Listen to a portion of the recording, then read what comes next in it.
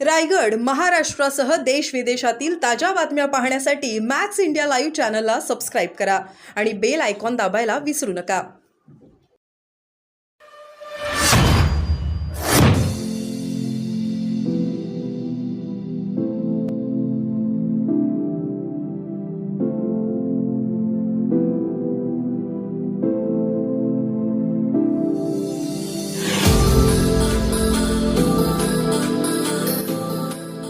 वकिलांसोबत बैठक झाल्यापैकी काय ठरलं? ते आता माझ्या अंदाजानं जे बॉडी मला वाटतं परभणीला येते.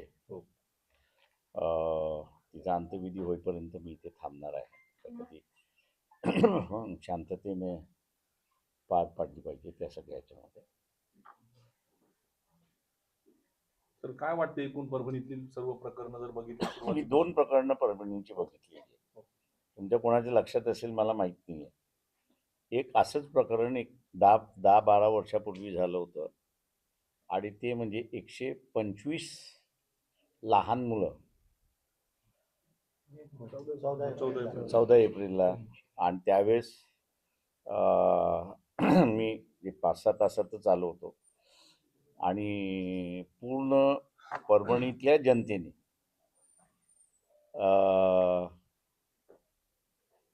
स्वतःच्या घरातले कूलर्स, सादरी, औषधाला लागणाऱ्या मेडिकलची दुकानं जी होती त्या सगळ्यांनी असणारं स्वतःहून एक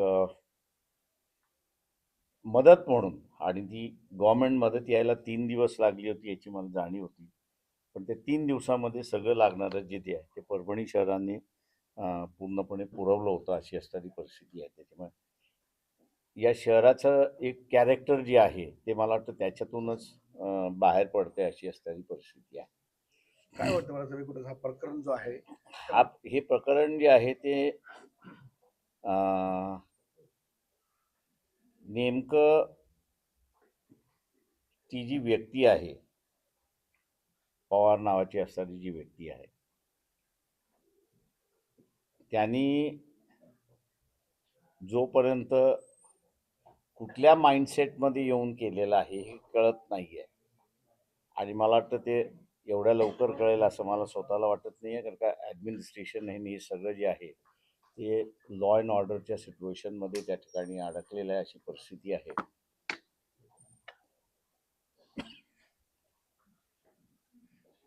त्याच्यामुळे मला असं वाटतं की या परिस्थितीवरती कुठल्याही पद्धतीने असणारं भाष्य करणं आणि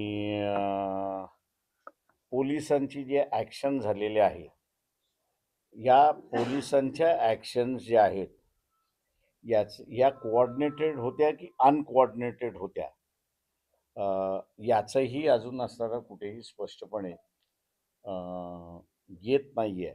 मी शासनातल्या काही अधिकाऱ्यांशी ज्यावेळेस बोललो तर ते म्हटले पहिला आज आमची असलेली पहिली प्रेफरन्स जी आहे ती लॉ अँड ऑर्डर मेंटेन करणं, शांतता मेंटेन करणं आणि एकदा ते झालं की मग असणारं हे कोऑर्डिनेटेड एफर्ट होते की अनकोऑर्डिनेटेड एफर्ट होते याचा आम्ही असणारा एक तपास त्या ठिकाणी करणार आहोत. आणि मी असणारा मानतोय त्याच्यामध्ये की या गोष्टी जोपर्यंत बाहेर येत नाही तोपर्यंत मला वाटतं ह्या परिस्थितीवरती भाष्य करणं कठीण आहे असं मी त्या ठिकाणी मानतोय. माझा अजून असणारा इथले SP असतील किंवा IG असतील दोघांशी टेलिफोनवरतीच बोलणं झाले, पण प्रत्यक्षात काही रुबरू झालेलं नाही. आणि या वातावरणामध्ये मला नाही वाटत असणार की एक थोडंसं मोकळेपणाने मलाही बोलता येईल आणि SP आणि IG ला बोलता येईल अशी तरी परिस्थिती आहे. त्याच्यामुळे मला पुन्हा असं एक राऊंड मारावंच लागेल असं मला त्या ठिकाणी दिसते. की परभणीमध्ये हा प्रकार घडला, लाठी हल्ला, बाजूला बीड जिल्हा आहे, सरपंचाची क्रूर हत्या होते, पोलिसाचे अधिकारी आरोपीसोबत सहभागी आहे, कायदा आणि सुव्यवस्थेचा जो मराठवाड्यातला प्रश्न आहे, सरकार आलेलं आहे, आणखी गृहमंत्रालय कुणाकडे माहित नाही. काय वाटतंय हे सर्व? नाही, म्हणूनच मी म्हणालो त्याच्यामध्ये की म्हणजे ज्या पद्धतीचे असणाऱ्या देशमुखच्या हत्येंवरती सायलन्स आहे हेही माझ्या अंदाजानं एक गूढ आहे असं मी त्या ठिकाणी मानतोय.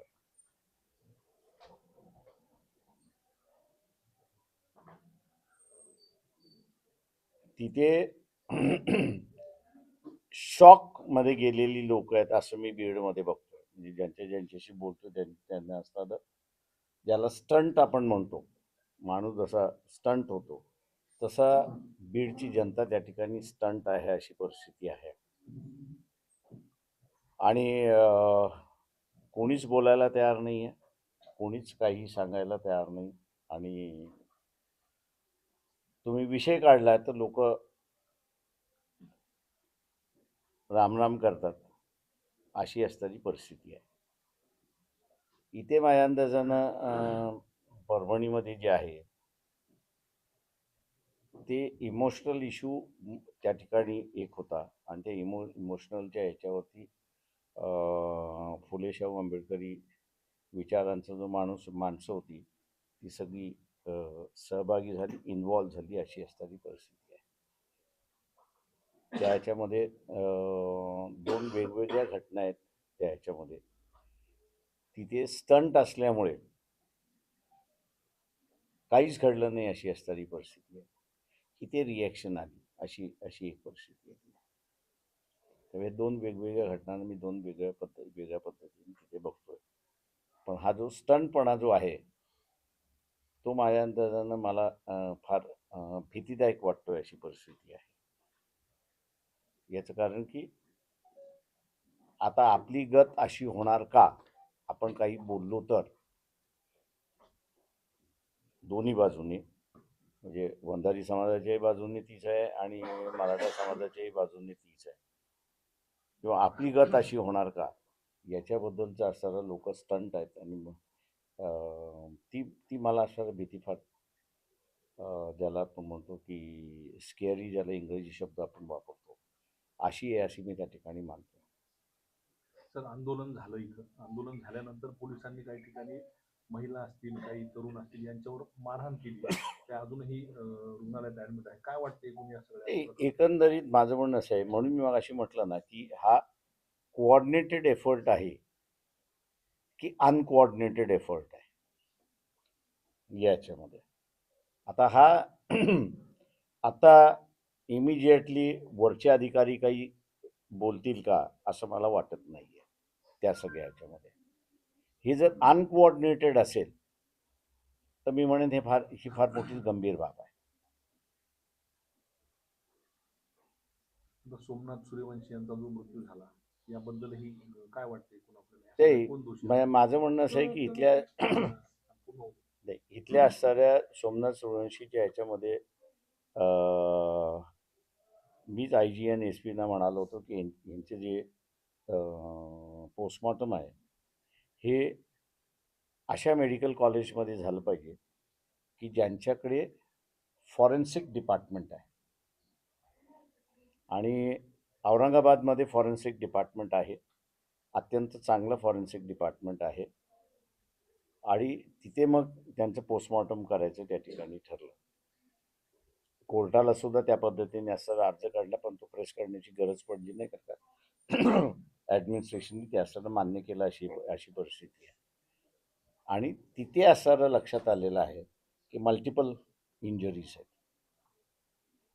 ते म्हणजे मी नेहमी म्हणत असतो की आपल्या इथे पोस्टमॉर्टम म्हटलं की विस्कारा काढून घेतला की लोकांना असं वाटत नाही आता सगळं बरं होणार. लोकांच्या माहितीसाठी असताना सांगतो की पोस्टमॉर्टम हे 2 पद्धतीचं आहे. एक फॉरेन्सिक डिपार्टमेंट पोस्टमॉर्टम करतं आणि एक पॅथॉलॉजिकल डिपार्टमेंट असताना पोस्टमॉर्टम करतं. पॅथॉलॉजी हे जे पोस्टमॉर्टम करतं ते विस्कारा काढून घेतं आणि लिक्विड ॲनालिसिस करून पॉयझन आहे की नाही, अमुक आहे की नाही ही त्याच्यामध्ये असणारं सांगतात. परंतु आता जे असणारं सूर्यवंशीचं जे असणारं फॉरेन्सिक डिपार्टमेंटने जे पोस्टमॉर्टम केलेलं आहे त्याच्यामध्ये सगळ्यात सूक्ष्म बाबी ह्या आलेल्या आहेत. त्याच्या नर्व्स कशा होत्या, त्याचे मसल्स कसे होते, त्याचे बोन्स कसे होते, त्याला शॉक नर्व्सला किती बसलेला आहे, आणि त्याच्यामुळे कॉज ऑफ डेथ हे आता तिथे इस्टॅब्लिश झालेलं आहे की त्याला मारहाणीमुळे त्याचा कॉज ऑफ डेथ आहे अशी परिस्थिती आहे. मी शासनाला असं हे म्हणतोय की त्याच्यामध्ये आपल्या इथे असणारा जिवंत माणसाला महत्त्व असतं पण मेलेल्या माणसाला महत्त्व नाही. तेव्हा MRI आणि CT स्कॅन हे जसं जिवंत माणसाचं मशीन आपण ठेवतो तसं ही जी ॲक्सिडेंटल डेथ आहेत या ॲक्सिडेंटल डेथच्या माणसाला सुद्धा MRI आणि CT स्कॅन हे जर मशीनमधून केलं तर तुमच्याकडे फॉरेन्सिक डिपार्टमेंट जरी नसेल तरी तुम्हाला असं त्याला इंजुरीज काय काय आहेत आणि त्याचं कॉज ऑफ डेथ हे तुम्हाला असणारं तिथे इस्टॅब्लिश होऊ शकतं अशी परिस्थिती आहे. त्याच्यामुळे शासनाला आम्ही असं ते करणार आहोत की पोस्टमॉर्टमचे नियम जे आहेत त्याच्यामध्ये नुसतं पॅथॉलॉजिकल नाही तर असणारं फॉरेन्सिक डिपार्टमेंटच्या ह्याच्यामार्फत सुद्धा त्याचं पोस्टमॉर्टम झालं पाहिजे तिचे. आज मला वाटतं सूर्यवंशीचं फॉरेन्सिक झाल्यामुळे त्याचं कॉज ऑफ डेथ तिथे इस्टॅब्लिश झालं अशी परिस्थिती. तर बाळासाहेब परवाच्या दिवशी केंद्रीय मंत्री रामदास आठवले इथं आले होते. त्यांनी पत्रकार परिषदेमध्ये असं सांगितले की जे गुन्हे आहे ते गुन्हे वापस घेण्यासाठी मी मुख्यमंत्र्यांना बोललेलो बी आहे आणि बोलणारही आहे. मात्र काल मुख्यमंत्री देवेंद्र फडणवीस यांनी नागपूर असं विधान केले की हिंसा करणारे जे व्हिडिओ आहेत त्याच्यामधले आरोपींना आम्ही अजिबात माफी देणार नाही. केंद्रीय मंत्र्यांचं स्टेटमेंट सिरियस नाही का असं वाटतं तुम्हाला? No comment. सर, घटनेनंतर आतापर्यंत अनेक व्हिडिओ व्हायरल झाले. एक व्हिडिओ काल असं समाज माध्यमात व्हायरल झाला की त्यात एका व्यक्तीला अमानुषपणे मारहाण केली जाते. म्हणजे अमानुष तो व्हिडिओ ह्याच परिसरातला आहे. एकच व्यक्ती होता, त्याला बेदम मारहाण झाली. अशा पोलीस कर्मचाऱ्यांना जे मास्क लावलेले होते ते पोलीस कर्मचारी होते की इतर कोणी होते असं सुद्धा संशय व्यक्त केला जातो. ते इथे नाही म्हणून मी त्याच्यामध्ये म्हणालो ना की बेसिकली 5 तासाच्या आतमध्ये कोमिंग ऑपरेशन जी आहे ही ज्यावेळेस सुरुवात होते त्यावेळेस अनगायडेड मिसाईल ज्याला आपण म्हणतो तसं महाराष्ट्राच्या आणि देशाच्या व्यवस्थेमध्ये काही सिस्टम आली आहे का ही. आणि म्हणून मगाशी म्हणालो की मी अधिकाऱ्यांशी बोलल्याशिवाय माझं मत त्या संदर्भातलं मी मांडणार नाही. पुढची दिशा सर काय असणार आहे? आपण आता सर्व वकील बांधवांची नाही, मी आत्ता असणारं जे आहे त्याच्यामध्ये की एकतर ज्यांची घरं फोडण्यात आलेली आहेत पोलिसांमार्फत, पोलिसाला कोणाचंही घर फोडण्याचा अधिकार नाही आहे एक भाग. त्याच्यामुळे त्याची रिस्पॉन्सिबिलिटी ही फिक्स करण्यात यावी. दुसरं जे आहे पुतळ्याच्या अवतीभोवती जी लाठीचार्ज झाली ती जस्टिफायबल करता येते कारण का तुम्हाला मॉब पसरवायचा होता, ते वाढवायचं नव्हतं म्हणून. पण 1 किलोमीटरच्या बाहेर तुम्ही जे एकेकाला गाठून जे असताना मारलेला आहे आणि अमानुष मारलेला आहे हा तो पोलीस आहे की पोलिसाच्या वेशामध्ये दुसरं कोणी आहे याची असताना आम्ही ती चौकशी करायला त्या ठिकाणी सांगितलेली आहे. आणि पोलिसाला सामान्य माणसाला म्हणजे तो दंगलीत नाही आहे किंवा दंगलीच्या 1 किलोमीटर बाहेर आहे त्याला तुम्हाला असणारा मारण्याचा अधिकार नाही किंवा पकडण्याचाही अधिकार नाही. त्याच्यामुळे म्हणून मी अशी म्हणालो की बा इथे कोऑर्डिनेटेड एफर्ट होतं की अनकोऑर्डिनेटेड एफर्ट आहे हा याच्यातला सगळ्यात मोठा भाग आहे असं मी त्या ठिकाणी मानतो. आणि म्हणून वकिलांनी असं म्हटलं की ज्यांना मारलेलं आहे आणि हे केलेलं आहे अमानुषपणे त्याच्यासुद्धा केसेस तुम्ही असताना डिस्ट्रिक्ट कोर्टामध्ये दाखल करा. साहेब, जिल्हाधिकारी आणि जिल्हा पोलीस अधीक्षकांच्या एकूणच हे पूर्ण प्रकरण हाताळलं त्याला कसं पाहता तुम्ही? कारण जिल्हाधिकारी कार्यालय कुठेपर्यंत त्यांनी कुठलाही स्ट्रिक्ट ऑर्डर दिला नव्हता, तर प्रकरण त्यांनी कसं हाताळलं असं तुम्हाला वाटतं? मला असं वाटतं की पहिल्यांदा ज्यावेळेस असताना हे म्हणजे स्पॉन्टेनियसली दंगल झाली असती तर मी समजू शकलो असतो की बा ती स्पॉन्टेनियस दंगल होती आणि त्या ह्याच्यामध्ये होती. पण इथे माझ्या अंदाजानं जे आहे, म्हणून मी मगाशी म्हणालो की अजून मी थोडंसं ओपिनियन व्यक्त करायला हेजिटेंट आहे. तर का काही व्हिडिओ मला असं पोलिसच लाठीचार्ज करतात आणि दगड मारतात आहेत, हे आलेलं आहे. त्याच्यामुळे ते ट्युटर्ड व्हिडिओ आहेत किंवा क्लोनिंगचे व्हिडिओ आहेत, ते मी थोडंसं जरा बघायला सांगितलेलं आहे. आणि मला एकदा कळलं की ते जेन्युइन आहेत, मग मी माझं मत त्या ठिकाणी व्यक्त करेन. व्यापाऱ्यांनी कुठले असा व्हिडिओ आरोप केला जे बाळासाहेब नागरिक की फोडतायत ते का पोलीस फोडतायत कलेक्टर ते? आणि एसपींच्या दुर्लक्षामुळे हे आंदोलनची वेळ आहे. त्यांच्यावर निलंबनाची कारवाई करावी. त्यांनी जर पावलं उचलली असती तर हे आंदोलनची वेळ नसते.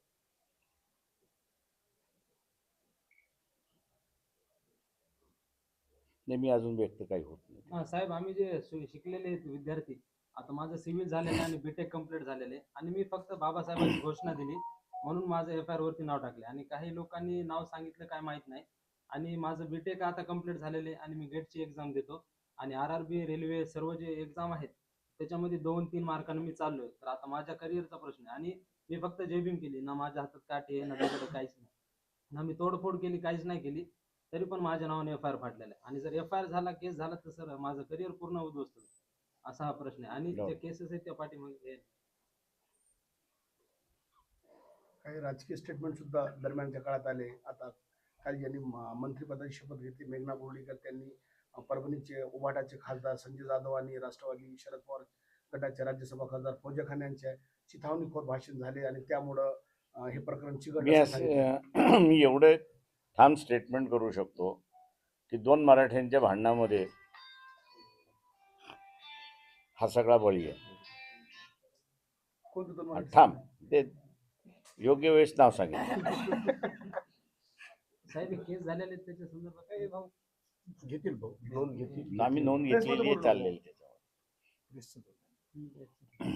बाकी आता आज पुढे दिवसभरामध्ये काय आता विचार आहे? कुठं कुठं म्हणजे या सर्वांच्या नाही, मी आता हे भेटणार. मी जसं मगाशी म्हणालो की ती बॉडी आली की त्याचा अंत्यविधी इथेच ते करायचं, त्यांच्या आईवडिलांचं आणि भावांचं चाललंय. ते होईपर्यंत मी इथेच आहे. मी थांबणार आहे तिथे. साहेब, जनतेला काय आवाहन करणार आहे? ते मी असं जनतेने असं एकतर सहनशीलता फार दाखवलेली आहे त्या सगळ्या याच्यामध्ये आणि त्यांनी असंच सहकार्य करत राहावं अशी माझी त्यांचे विनंती आहे. मला सांग, अंत्यविधीला उपस्थित राहणार तुम्ही? मी अंत्यविधीला थांबणार, तिथपर्यंत थांबणार. म्हणजे त्या ठिकाणी हा, स्मशानभूमीपर्यंत हा, थांबणार. हा. साहेब, परभणी शहरात धरणं आंदोलन सुरू आहे, तिथं आपण उपस्थित राहणार आहे. आम्ही जाणार आहे त्याच्यामध्ये. ओके. ओके.